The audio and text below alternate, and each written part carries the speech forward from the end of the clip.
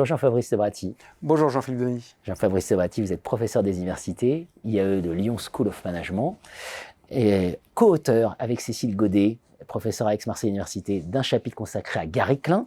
Voilà, décider en situation réelle, ouvrage des grands auteurs aux frontières du management. Je vous ai reçu pour évoquer Gary Klein. J'ai envie de vous poser la question des conséquences. Voilà. Gary Klein, le Natural Decision Making, le NDM, notamment pour penser la question du numérique. En quoi il renouvelle la question? Alors tout d'abord, rappelons ce que le NDM, cette approche signifie.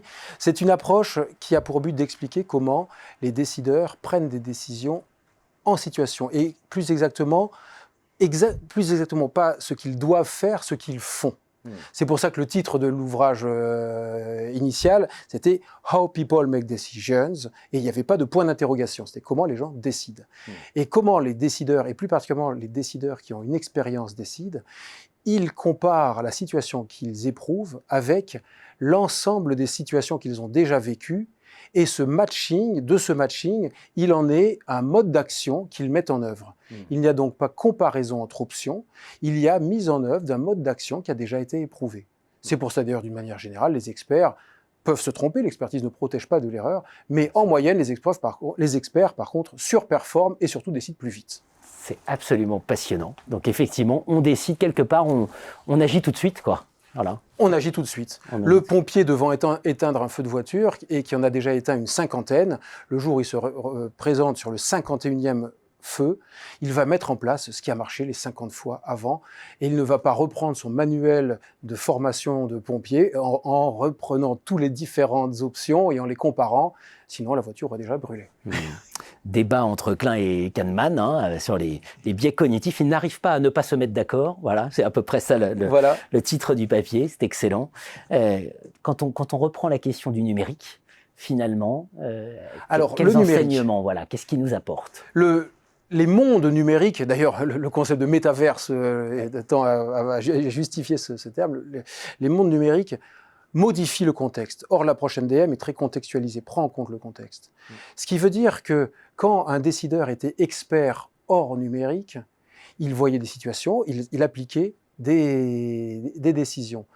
Mais dans un environnement fortement impacté par le numérique, fortement transformé par le numérique, il est possible que cet expert, finalement, redevienne un novice.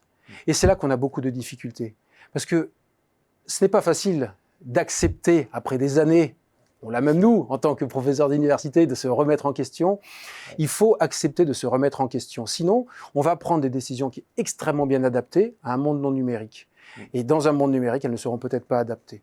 C'est pour ça que je fais vraiment un vibrant appel à de l'humilité face à ce monde numérique et à se poser la question de peut-être, faut-il revenir à des méthodes décisionnelles, même quand on était un expert auparavant. Bien sûr. Et pour faire cela, alors, on pourrait prendre tout un tas d'autres approches, des situations extrêmes. Bref, quand le contexte change, voilà, avoir conscience que finalement, on ne décide pas de manière si rationnelle que ça, en comparant des options possibles et des scénarios possibles. En fait, on fait appel à la mémoire et c'est ça qui devient presque un réflexe. Alors, il y a une certaine vigilance. Tout à fait. Il y a une certaine rationalité. Il y a des rationalités parfaites, des rationalités satisfaisantes. Il y a déjà une certaine rationalité. De se rappeler des cas qui ont fonctionné, c'est une logique, c'est une certaine rationalité. Mais quand il n'y a plus de lien entre l'expérience vécue et l'expérience présente, là, en effet, il y a une rupture de rationalité. Il y a une rupture de rationalité. Et Gary Klein nous aide à la penser. Merci Jean-Fabrice Lebrati. Avec plaisir.